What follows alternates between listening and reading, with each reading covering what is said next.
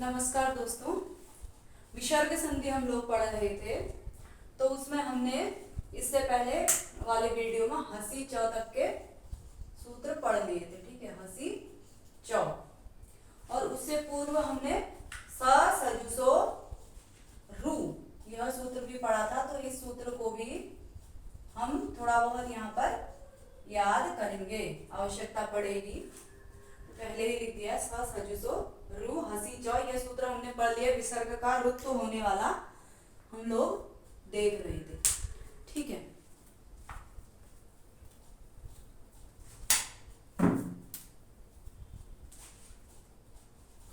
तो अगला सूत्र क्या है? हो भगो अघो अपूर्वस्य यो असि। हो भगो अघो अपूर्वस्य यो असि। ठीक है, हो भगो अघो और अपूर्व वर्ण से पूर्व क्या होता है? जो अपूर्व वर्ण के बाद अस प्रत्याहार होने पर अपूर्व यानी कि अवर्ण पूर्व भो भगो अघो और अवर्ण पूर्व प्रकरण कौन सा चल रहा है? रू का प्रकरण चल रहा है। तो रू र को क्या हो जाता है? यो। यह असी अस परे होने पर, जहां पर सप्तमी होती है उससे ठीक पूर्व में कार्य होता है। तो भो भगो अघो और अवर्ण पूर्व अस परे होने पर जो क्या होता है, वहां पर स सजुसो रू से रू न हो करके उस स को क्या हो जाता है? य हो जाता है। जैसे हम देखेंगे, हमने देखा कि स और सजुस को रुत्व करते हैं, फिर अन्य कार्य होते हैं अन्य सूत्रों से। तो यहाँ पर क्या है? भोस। ठीक है, पहले हम अवर्ण पूर्व वाला उदाहरण लिखा था, उसको देख लेते हैं। नीचे देखेंगे उसको दोबारा से। तो यहां देख लेते हैं। भोस देवाह। तो अस प्रत्याहार में के कौन कौन से वर्ण आते हैं पहले देख लेते हैं। पर में अस है, तो अस प्रत्याहार में कौन कौन से वर्ण आते हैं? अई उण के अ से लेकर के जबगढ़ दस के स तक। ठीक है, तो ये अस प्रत्याहार के वर्ण हो जाएंगे। स्व नहीं आएगा, ये हलंत है। तो जबगढ़ द तक आ लेंगे हम सभी वर्ण। तो ये द है, पर में क्या है? द है। तो ये क्या है? अस है। तो अस प्रत्याहार का वर्ण होने पर क्या हो जाएगा? भो य। ये सौ को क्या हो जाएगा? य हो जाएगा। ठीक है, अगला है भगोस। क्या होगा? भगोस। ठीक है, पर में नमस्ते। तो यहां पर नौ भी यमंगणनम, नौ भी किस में आता है? अस प्रत्याहार में आता है। तो इस सौ को भी क्या हो जाएगा? य हो जाएगा। ठीक है, अगला है अघो। अघो प्लस याही। अघोस प्लस याही। तो इस सौ को भी क्या हो जाएगा? य हो जाएगा। ठीक है, इतना हमने देख लिया है। उसके बाद अगला अवर्ण पूर्वक है। तो यहां पर लिख देती हूं मैं अवर्ण पूर्वक। यहां ऊपर लिख देते हैं देवास। अवर्ण के परे जो स आएगा उसको र न होकर के य हो जाएगा। ठीक है, अवर्ण पूर्व पर में अस प्रत्याहार का वर्ण होने पर क्या हो गया? देवास इह। ये भो भगो अघो तो हो ही जाएंगे, उसके अतिरिक्त अवर्ण पूर्व यानी कि ये अवर्ण पूर्व है। यहाँ पर अवर्ण पूर्व है, तो इसको क्या हो जाएगा? य हो जाएगा। देवा य प्लस इह। ठीक है, अगला एक सूत्र होता है लोपः साकल्यस्य। साकल्य के मत में क्या हो जाता है? लोप हो जाता है। किसका लोप होता है साकल्य के मत में? य और व का लोप होता है। अस प्रत्याहार का वर्ण पर में रहने पर य और व का लोप हो जाता है। है। किसके मत में? साकल्य के मत में। केवल साकल्य ऋषि के मत में, क्योंकि पाणिनि जी अपने से पूर्ववर्ती जितने भी ऋषि हैं, जितने व्याकरण हैं, उनके मतों को आदर पूर्वक यहाँ पर रखते हैं। तो साकल्य के मत में य और व का लोप हो जाता है पर में अस प्रत्याहार का कोई वर्ण होने पर। तो यहाँ पर य का लोप हो जाएगा साकल्य जी के मत में। ठीक है, साकल्य जी के मत में हो गया देवा प्लस यह। और यदि साकल्य जी के मत में लोप नहीं होगा तो देवाय ऐसा ही रहेगा, पर में यह है तो क्या हो जाएगा? संधि हो जाएगी। क्या हो जाएगा? देवा यह, इस प्रकार से हो जाएगा। ठीक है, एक ये शुद्ध है। दूसरा, यदि साकल्य जी के मत में लोप होता है तो ये देवा इह हो गया। अब हमने एक संधि पढ़ी है आद गुणः, सूत्र पढ़ा आद गुणः अवर्णात् अचि परे गुण एकादेशः स्यात्। ठीक है, अवर्ण के परे अच होने पर गुण हो जाएगा। तो आ और ई मिल करके ये हो सकता था, तो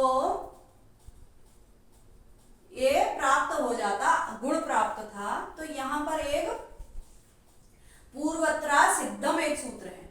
क्या है? पूर्वत्रा सिद्धम। ये जो आद गुण सूत्र है 6:1:87, और ये जो लोपः साकल्य से सूत्र है ये 8वें अध्याय के लोपः साकल्य से सूत्र 8वें अध्याय के तीसरे पाद का 11वां सूत्र है। तो पूर्वत्रा सिद्ध क्या कहता है? पहले भी हम पढ़ चुके हैं। पूर्वत्रा सिद्धम में क्या है? जो सपाद सप्ताध्यायी, जो हमारा अष्टाध्यायी ग्रंथ है, इसके दो भाग किए गए हैं। पहला है सपाद सप्ताध्यायी, यानी कि 7 अध्याय प्लस 8वें का एक पाद। ठीक है, और अगला है त्रिपादी, 3 पाद है। अंतिम 8वें अध्याय के 3 पाद और सपाद सप्ताध्यायी। तो ये जो 7.25 अध्याय हैं, यानी कि 7वें अध्याय और 8वें के पहले पाद तक के जो सूत्र हैं, उनके लिए ये त्रिपादी के सूत्र क्या होते हैं? असिद्ध होते हैं।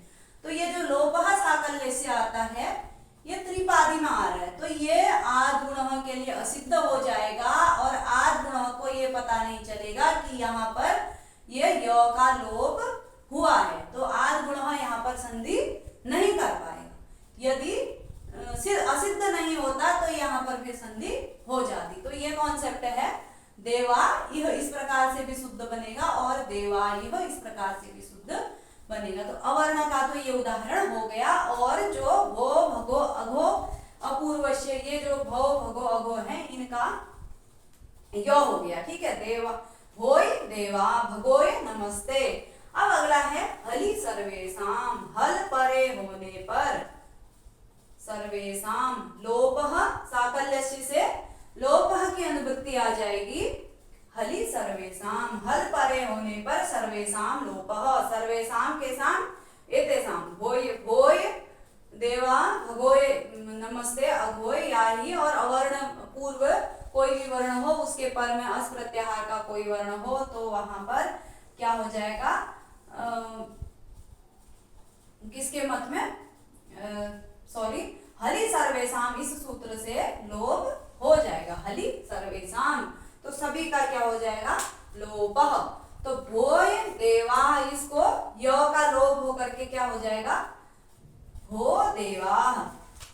उसी प्रकार से भगोय में य का लोप करके भगो नमस्ते अघो याहि, इस प्रकार से बन जाएगा। तो सभी के य का क्या हो जाएगा? लोप हो जाएगा हलि सर्वेषाम इस सूत्र से। अगला है रो असुपी। रो असुपी, ठीक है। एक सूत्र है अहन। क्या है? अहन। तो इस सूत्र से अहन की अनुवृत्ति आ जाएगी इस सूत्र में भी। तो रो असुपी, अहन रो असुपी। ठीक है, अशुभ पर में होने पर अहन के नौ को क्या हो जाता है? रो।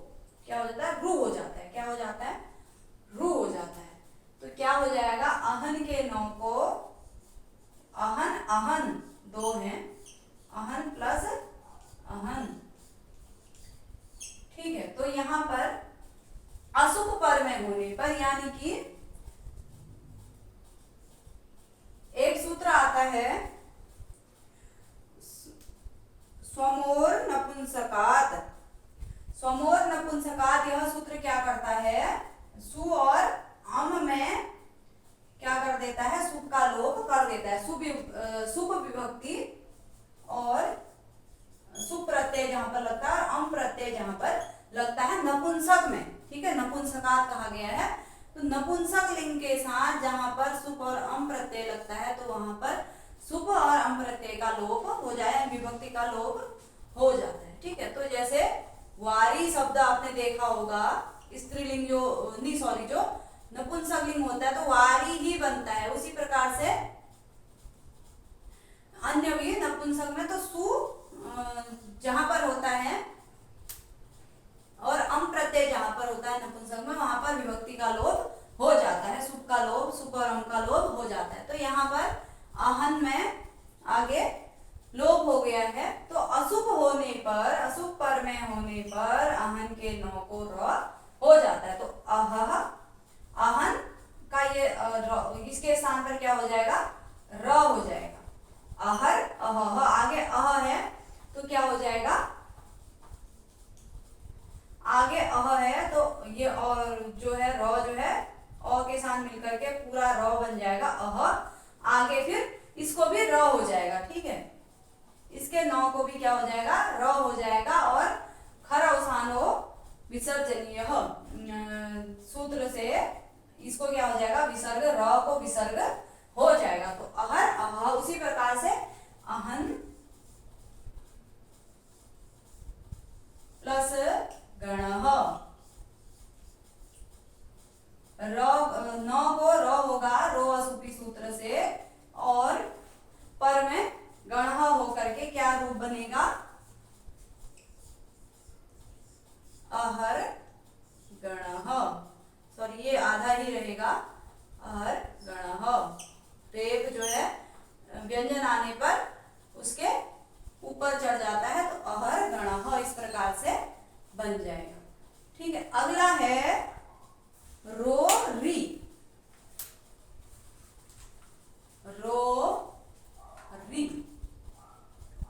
यहां पर भी लोपः सॉरी ढो ढे लोपः, एक सूत्र है ढो ढे लोपः। तो इस सूत्र से लोपः की अनुवृत्ति आ जाएगी। ये सूत्र कहता है ढ के बाद पुनः ढ आने पर एक ढ का लोप हो जाता है। तो रो री भी इसी प्रकार से करता है, रो री लोपः। रो षष्ठी और सप्तमी, र के परे र आने पर, यानी कि एक रेफ के परे दूसरा रेफ आने पर एक रेफ का लोप हो जाता है। तो पुनर्रमते, सजुसो रू हुआ, र को रू का र बचा तो पर में रमते र होने के कारण इस र का क्या हो जाएगा, लोप हो जाएगा, ठीक है। फिर उसके तुरंत बाद अगला सूत्र कहता है ढ्रलोपे पूर्वस्य दीर्घो अण, ढ्रलोपे पूर्वस्य दीर्घो अण, ढ ढ्र, ढ और र, ठीक है, ढ और र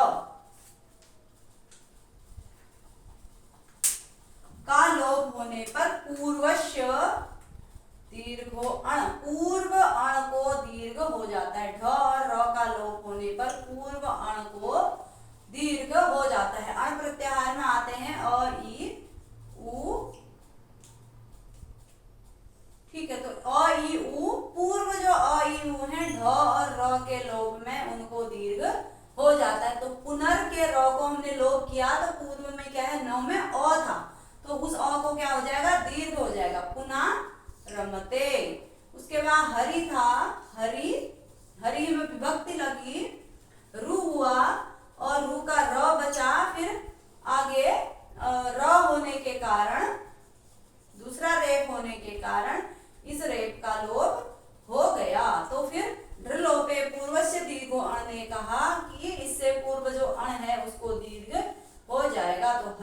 रमते या हरि रम्य इस प्रकार से बन जाएगा। अगला शंभु था, शंभु, तो यहाँ पर विसर्ग का रेप हुआ, सजुसो रू से र हुआ, फिर र का क्या हो गया, शंभु राजते, आगे र आने के कारण इसको लोप हो गया, र को क्या हो गया, लोप हो गया। ढलोपे दीर्घो अण ने क्या कहा, इसका क्या कर दो, दीर्घ कर दो, इसके अण को दीर्घ कर दो, अ ई उ को क्या हो जाता है, दीर्घ हो जाता है।